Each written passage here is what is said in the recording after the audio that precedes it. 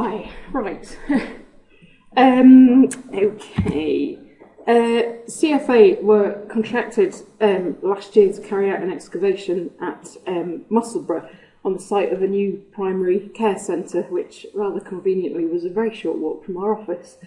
It was known that this area was going to be archaeologically sensitive, partly due to being right next door to the scheduled monument of Inveresk Roman Fort, and partly due to discoveries made by Headless Archaeology during an evaluation on the site in 2009.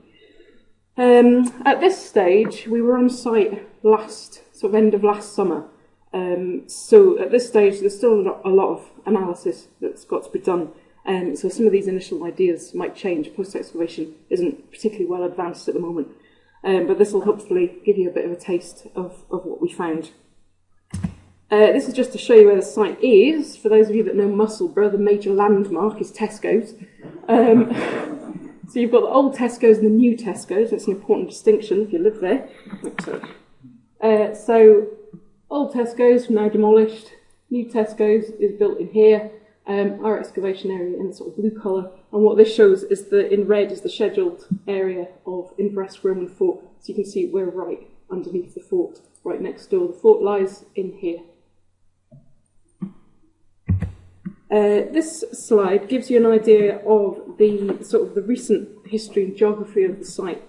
The site lies, or did lie, underneath the former Brunton wireworks. Our site is under here. This is the wire testing range for the wireworks. Up on the top here is the churchyard, the graveyard, and that's where the fort sits. So you can see here that there's quite a steep slope. The fort on the top, down this steep slope, and our excavation site is at the bottom there. So the fort sat up on this terrace overlooking the River Esk in quite a significant strategic position. Just a quick bit of information about the fort for those of you that are not familiar with it. The fort is 2nd century AD, 2 phases of occupation in the Antonine period. There's evidence for an associated civilian settlement, quite widespread, extending eastwards from the fort. Earlier finds from the Brunton wireworks did actually include some Roman burials. They were discovered in 1985 under the old Tesco's. You see, Tesco's is important. So old Tesco's is just up here. Been various other excavations over the years around and about Inveresk. Give us information on the forts, its associated civilian settlement, and quite a widespread field system around and about. So the excavations at the Musselburgh Primary Care Centre have added considerably to some of this knowledge and provided some very exciting discoveries. So this is the site. It's not very nice. The former wireworks, obviously heavily industrial in nature. The material on the top of the site. A lot of work to remove the concrete floors, various deposits on the top. But amazingly enough, underneath all of that was a really quite a nice archaeological horizon. This lovely sandy surface.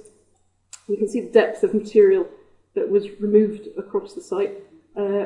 That's new Tesco's in the background, just so that you know where you are. So there was this surface, a bit of modern intrusion, drainage, and particularly deep foundations into that. But actually, what you can see on this photograph is ditches of the field system coming through on this very nice, clean surface.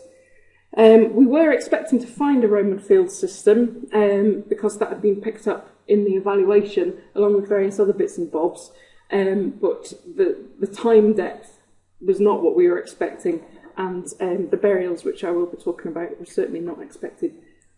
So yeah, that was 5 main phases of archaeology, although the actual sort of chronological sequencing of these things is not established yet. Mesolithic lithic scatter, which was down in this corner of the site. Had some Iron Age pit burials, which are in here. Some Roman burials in here. A Roman military rampart base lying on this side of the site. And then all of these lines and divisions and ditches, that's the Roman field system laid over the top of everything. So the earliest material was from the Mesolithic, which was a bit of a big surprise. This is at the base of the terrace here, leading up to the graveyard on top that I showed you in the other slide. So that's where the fort lies, up above us. This area seems to be an old watercourse or a particularly boggy area. You can see after some heavy rain, it's actually not particularly well drained. Within the infill of this wet area, there were no features, there were no cut features or built structures or anything like that. It was literally a boggy area or former watercourse. But there were about 13,000 chipstone artefacts came out of there. That's us gridding it up by square, because obviously there's no other way of digging this thing than gridding it up and sieving it on site and recovering the artefacts that way.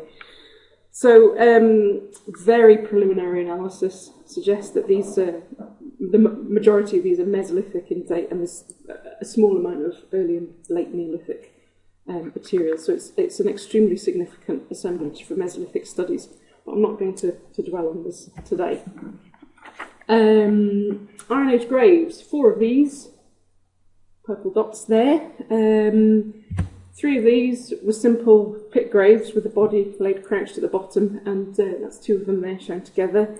3 of the pits contained skeletons, while the 4th one contained only tooth enamel. The rest of the body had gone. And between those 4 graves, there were 6 individuals altogether. Here's one of them. This is a single individual at the bottom of the pit. 4 arms here crossed over the stomach. There's the skull, there's the legs bent up. This person was a middle-aged male. There was an iron brooch up at the region of the left shoulder, which might indicate that they were wearing a cloak when they were buried. You can see that bone preservation here is not particularly good, and this was the case for all of the Iron Age burials. Another pit had 2 individuals in it, crouched together. Again, there's a skull, crouched very tightly in together. That's the legs of that one there. One of them had their arms folded across the chest, and the other one had the hands beneath their head. No objects in here. One of these was young and probably female. 4th, I won't talk about the one with only the tooth enamel because there's not anything to look at. The 4th of them was a pretty spectacular kist burial. That was quite nice. So on excavation, this is what it looked like, the top of the kist, and revealed itself to be a very nice Iron Age burial in a circular stone kist. Again, 2 skeletons in here, skull there, and again very, very tightly crouched, so tightly that the suggestion is that they're actually bound. It's very hard to actually get your legs that close to your chest. The backfill of this kist, now this is the backfill, it's not necessarily grave goods, but there was a bronze brooch, some iron nails, and a few pottery sherds.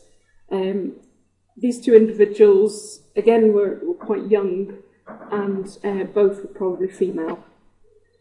So obviously much more elaborate, time-consuming process to build a grave like this than to simply dig a pit. And we do know that there are other double kist burials across East Lothian from this period, including one in Dunbar, excavated in 2006, which had 2 individuals in it, along with an iron spearhead and sword, leading to it being dubbed a warrior grave. So who knows who these ladies were. So I'm going to jump forwards now to the Roman military rampart base. This is the outline of it. This was only partially within the excavation area, so we have these 3 sides of a possible rectangular. Thought to be a rampart base. There's the corner of the thing there disappearing off. We didn't get the opportunity to excavate under here. That's all still there. This feature overlay one of the Iron Age pit burials, and it was cut through in places by the later field system. It might be contemporary with the Roman burials that I'm going to talk about in a minute. It might be contemporary with the fort, but to be honest, at the moment, we're not really sure either what it is or what period it relates to. In construction, pretty massive, substantial cobble foundation, on top of which in places was a clay capping, which probably formed the base for a turf wall or rampart. Might have had a fence on the top of that as well. There are some variations in the way that this cobbling is laid on the site, suggesting either different phases or different teams of people working on it. You can see here that's a modern drain pipe from the wireworks, and I think that was I think that might well have had a drain pipe in it as well, that slice taken out of there. So the final phase of activity on the site was this, as I say, this system of ditches. It's superimposed over everything else, and in places cutting through a lot of the other features. So these little ditches form small fields typical of the Roman period, find parallels in other excavations around Inveresk. So part of an extensive system of fields lying around the fort and civilian settlement, and integral to the functioning of that civilian settlement. So, onto the main part of the show. The Roman period burials, which consisted of 4 decapitated skeletons, these ones in yellow, and 2 normal burials, one there and one there. There was also a complete horse burial, who's down here. He might be she, who knows. And there was also a number of cremations, some of them in pits. These ones down here, this is the sort of area, the wet boggy area where the Mesolithic stuff was found. These cremations seem to have been dropped into this water. They're not in pits, they're not in pots, they're not, they're just kind of little groups of cremation deposits. And so it might well have been just poured into the water or onto the top of this bog. So here are the skeletons. So Roman period skeletons generally laid out flat in graves. The graves, as you see, if I went backwards, they're in a variety of orientations. They're not all facing the same way. Analysis of the skeletal material so far has indicated that they were all male. 4 of them are middle-aged to old, 2 of them in their 20s. No grave goods with any of them, nothing at all to suggest even shrouds. So 4 decapitated, 2 with their heads on. The decapitations themselves are thought to have taken place after death, not being the cause of death. And that's, I think, an important distinction to make. So here's one of the normal burials, if we can call them that, with his head firmly in place. This was a young man, aged about 20. He had suffered some sort of stress to his ankles and to his back, and that's the main pathologies that we can see on this fella. As you can see, preservation of the Roman skeletons was extremely good, much better than the Iron Age graves. And you can see that here, the difference. Here's the other complete skeleton who kept his head on. Quite like this guy because he looks like he's dancing. He was middle-aged to old, one of the older fellas. He'd lost his feet due to disturbance in the trench. A lot of the stuff, cut through by much later material. He's also slightly odd because he probably only had 11 ribs per side rather than the usual 12, that's probably just the way he was born. He also had a fractured rib which had healed afterwards.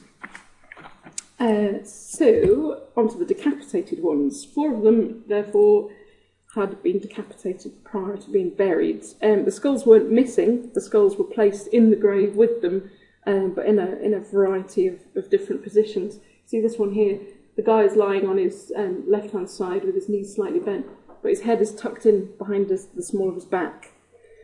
This one, no cut marks on the vertebra in the neck to indicate from which direction the head had been removed, if that's indeed how they were removed. Otherwise he had an injury consistent with a blow to the shoulder.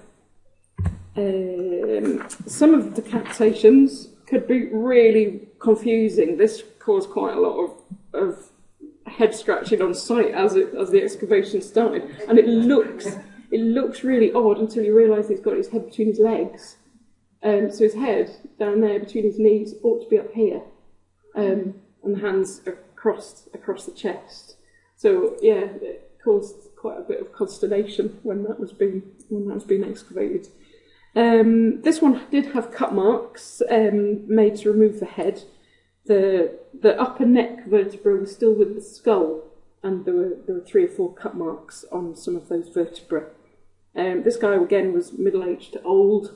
He had some injuries consistent with a fall from height, and he may also have suffered from groin strain, which is an injury common to footballers. So I don't think he was playing football with his head, but yeah, who knows? Another example here, this one seems to be holding his own head in his hands. So there's his skull there, his hands to the side, fingers resting on the skull, and again, obviously his head should have been up here. Again, this one had cuts to the neck vertebra, about 3 cuts visible on the neck vertebra.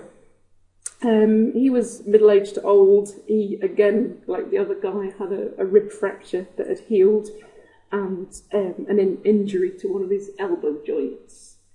All of these older males also suffered from degenerative joint disease, things like arthritis. And this is the 4th decapitated one. This one wasn't quite as well preserved, actually. It's quite difficult to see what's going on here. This is his head here. That's down beyond his feet. That's his feet there. Those are his leg bones. And that's an arm up there. So yeah, so his head is down there, looking sort of upwards, which is quite weird. This was a youngish man, sort of 25 to 30 years old. No particularly obvious injuries or anything on this guy. We know that all of the men, they would have been about 5'6" in life, which is a little bit below average when compared with other comparable assemblages. And the older men particularly seem to have had quite a hard life. And even the young men had evidence of some amounts of stress, particularly to the back. So yeah, so not sitting around doing nothing, these guys. So also a complete burial of a horse, and here that is, carefully laid out. There's his head, carefully laid out in the grave with his legs sort of tucked up around him. Not really sure what he was doing, or she was doing there. I like to think he was a well-loved old nag, given special treatment on his death, but it's quite strange. Don't know what that's doing there. His head was on. His head was definitely in the right place. No analysis has been done yet of this animal, so there's more to learn from this fella yet. So, Headless Horsemen. To be fair, it is unclear at the moment if the horse burial is contemporary with the Roman burials, or if it's contemporary with the slightly earlier Iron Age burials. So it's a bit tenuous, but I quite like the idea of Headless Horsemen ranging around Musselburgh, scaring the locals. First of all, obviously we weren't expecting to find a Roman cemetery. These are quite unusual anyway in Scotland, and we especially weren't expecting to find decapitated skeletons, making it an even rarer and more exciting find. Decapitated burials are relatively well known in English cemeteries of the Roman period, and most of the cemeteries with decapitations with secured dating evidence in England tend to be placed in the 4th century AD, with a few earlier exceptions. So if these Roman burials at Inveresk were associated with a fort, then they must be of 2nd century date, which makes them therefore some of the earliest manifestations of this decapitation rite. It has been suggested in England that the 4th century decapitation rite spread from rural communities to urban ones, and it might have been a revival of Iron Age pagan practices. However, in this area, i.e. Musselburgh, Roman influence was less well developed than in 4th century Britannia to the south, and Iron Age traditions of inhumation may well have continued here for some time. So this rite of decapitation might be more related to an existing Celtic tradition in the belief of the power of the severed head, or it could be related to the particular beliefs of the group of soldiers who were stationed here, or other Romans or other Roman influenced people who were living in and around Inveresk Fort at the time. Many possible reasons for decapitation before burial. It could be a fear of ghosts walking, keep the person in the grave. Criminal execution or mutilation of a criminal's body after death, or even religious sacrifice. I mean, there's a whole load of analysis work and research to be done yet. The variations between decapitated burials across Roman Britain are quite interesting. There's a lot of data on age, sex, possible social status, that sort of thing, of those 4th century and earlier decapitations, and it's all pretty diverse. There's not really suggestions of a single type or a single age or a single gender of person who does or doesn't get decapitated. In some of these, the head is actually put back in the correct anatomical position in the grave, though it is quite clearly severed. Sometimes, as we've seen here, it's placed between the legs or near the feet. Sometimes there are examples of an extra head being supplied, which is very bizarre. In otherwise a completely normal burial, and there's an extra skull in there. So you know, it's very hard to see patterns and reasons as to why this might be happening. Sometimes the decapitation is the cause of death, and that can be seen in injuries and cut marks. The direction of the cuts are quite important. If you cut from the front, you would cut the jugular, and there'd be massive amounts of blood. And quite often there are cuts from the back. So, you know, it could be execution, it could be other kinds of violence, fighting, warfare, that sort of thing. Sometimes there are, as I say, clear evidence for cut marks. Sometimes there is no cut marks, which could mean that the head has been removed after a certain amount of decay of the body, so that the ligaments and the head could just be kind of pulled off, which is not a very nice thought.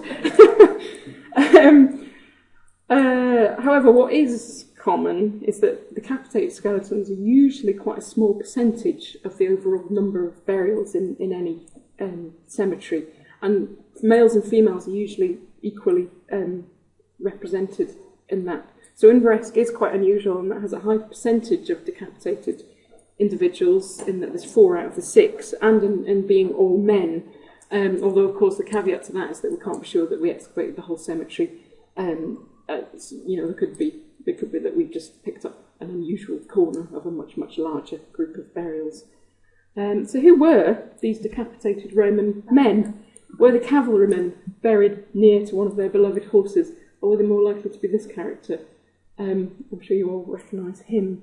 The reason he's there, a gladiator, is that last year there was a bit of a splash in the news about decapitated gladiator burials in York. A group of about 80 burials dating from between the 1st century AD and the 4th century AD. There's, according to the excavators, strong evidence to suggest that those burials were gladiators. Out of the 80 all male burials, about half of them were decapitated. The skull was in the grave, but not in the correct anatomical position. And the skeletal evidence suggested injuries of type consistent with gladiatorial battle. So if all male groups and large numbers of decapitations are unusual in York, it certainly suggests that this pattern could be some form of execution or ritualised killing of the gladiators involved. Now, I'm not saying that the Inveresk skeletons were gladiators, but it is an interesting question to keep in mind as the post-excavation progresses.